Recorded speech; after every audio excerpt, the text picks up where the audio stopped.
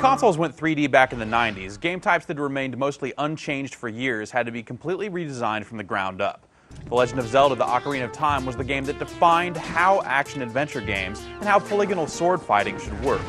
It was an instant classic, and it's one of the greatest games of all time. Nintendo sticks extremely close to that Ocarina blueprint with Twilight Princess for the Wii, which means you're getting some expertly designed gameplay and puzzles and some exciting action.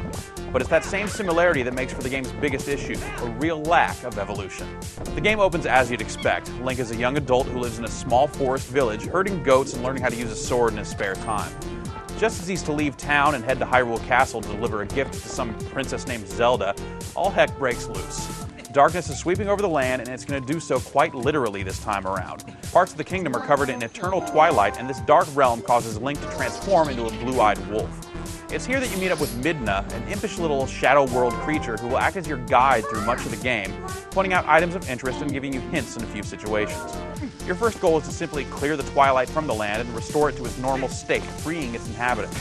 But this is really just the game's first act. Before it's over, you'll be traveling back and forth between light and shadow, collecting a mess of items, stomping through temples and dungeons, and obviously, saving the entire world from evil. It's hard to view Twilight Princess as some sort of technical masterpiece, but from an artistic perspective, this game really looks terrific. A large part of that is due to the way the shadow world and its trappings look. When you change forms or teleport, Link gets broken up into these cool black squares that reform in your new shape or location. It's a really neat effect that stays cool from start to finish. Speaking of start to finish, Twilight Princess is much longer than the average action-adventure is these days. You can expect to spend somewhere around 35 or 40 hours playing this before you'll finish it, though if you take time out for the many different side quests and mini-games, that number continues to go up. While you can earn item upgrades by completing some of these side tasks, none of them are very useful. The sound in Zelda is sort of like the graphics. The music is artistically terrific with lots of great melodies, many of them originating in previous Zelda games. But technically it's still a bunch of sample-based synthesized music.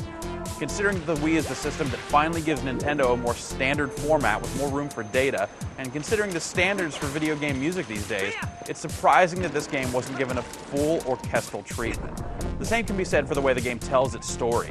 The entire game is done in text. At this point, that's practically ancient. Maintaining Link's silence is one thing, and sure enough, he doesn't have any lines of dialogue in the game. But in this day and age, everyone else in this game should speak. Buttoning your way through pages of dialogue during cutscenes is pretty disappointing. The unique features of the Wii controller come into play in a few different ways. Mainly, you use the Wii remote to attack. By shaking the remote, you swing your sword. There's no finesse to it, and it's just kind of a fancy button, really, except that a button would be much more responsive. The game compensates by rarely requiring you to time your sword slashes, but in the one case when it does come up, it's pretty weak. You'll also do spin attacks by shaking the nunchuck, and anything that requires you to aim can be done using an on-screen reticle by aiming with the Wii remote, which usually works pretty well. The speaker on the Wii remote is used a lot too. Sword slashes, the chain sound from your grappling hook, and a lot of other sounds come out of that speaker in addition to or instead of your TV. It's a neat idea, but the speaker on the Wii remote is really cheap sounding, so everything is tinny and distorted. On top of that, sometimes the sound doesn't play or cuts out halfway through or gets all staticky, so in the end it comes off as kinda lame. Overall, Twilight Princess is a great game that anyone considering buying a Wii should definitely check out. It's got a ton of that classic Zelda feel, but maybe it has a little too much of it for its own good. You'll love the game's great design and puzzles, but you'll probably also have the feeling that it could have been so much more with some presentational additions.